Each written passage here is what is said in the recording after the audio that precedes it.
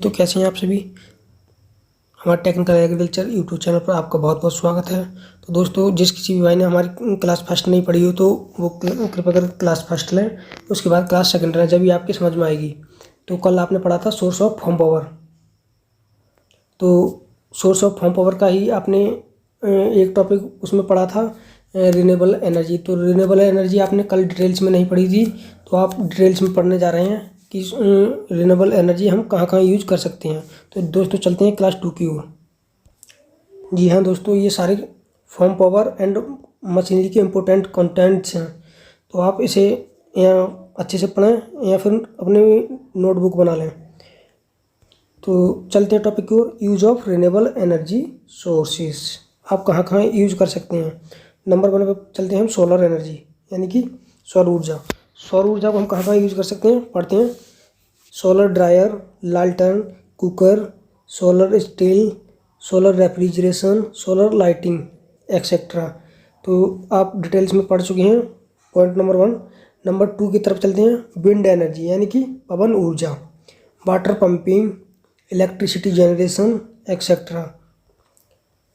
Number 3 point पे चलते हैं, बायोमास एनर्जी, जो कि हम गैसोफायर्स टू प्रोड्यूसर गैसेस यानी गैस ईंधन या जैव ईंधन बोल सकते हैं। Pyrolysis to produce liquid fuel, biogas etcetera. यहाँ पर हम यूज कर सकते हैं इसे। नंबर 4 पे चलते हैं, टाइडल एनर्जी यानी कि बोल सकते हैं ज्वारीय ऊर्जा, तो इलेक्ट्रिसिटी जनरेशन एक्सेट्रा। नंबर 5 पे पहुँचते हैं हम, जियोथर्मल एनर्जी यानी कि ऊष्मीय ऊर्जा, तो हीट एंड इलेक्ट्रिसिटी प्रोडक्शन। ऊष्मा और विद्युत उत्पादन ऊर्जा, ऊष्मा और विद्युत उत्पादन वायु ऊर्जा बोल सकते हैं इसे। चलिए दोस्तों, चलते हैं विंड एनर्जी की तरफ। तो विंड एनर्जी को हम डिटेल्स में पढ़ेंगे। The minimum wind speed 10 kilometre per hour required for agriculture purpose. इसका मतलब आप समझ ही गए होंगे, यानी कि कृषि में प्रयोग करने के लिए आवश्यक न्यूनतम हवा की गति 10 किलोमीटर प्रति घंटा बताई गई है। तो दोस्तों पॉइंट नीचे वाला पढ़ते हैं हम। In India wind energy mainly successful in Karnataka, Maharashtra and Gujarat. Bharat में पवन ऊर्जा मुख्य रूप से कर्नाटक, महाराष्ट्र तथा गुजरात में सफल हुआ है। पढ़ते हैं type of wind mills. Wind mills हमारे 2 टाइप्स के होते हैं,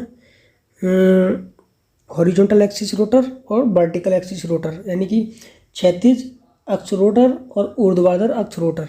तो चलिए दोस्तों डिटेल्स में पढ़ लेते हैं। हॉरिजॉन्टल एक्सिस रोटर हमारे कितने टाइप के होते हैं, तो देखते हैं। Multi blade type rotor,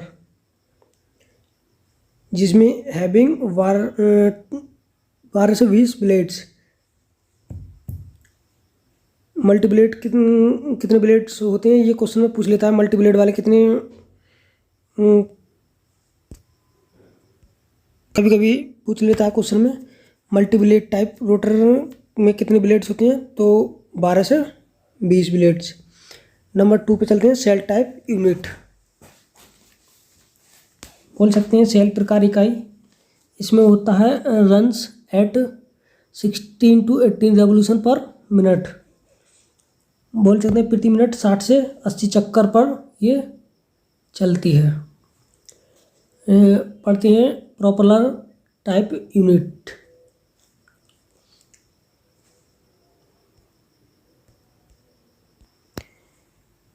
propeller प्रकार इकाई यानी कि 2 से 3 एरोफिल ब्लेड्स यूनिट।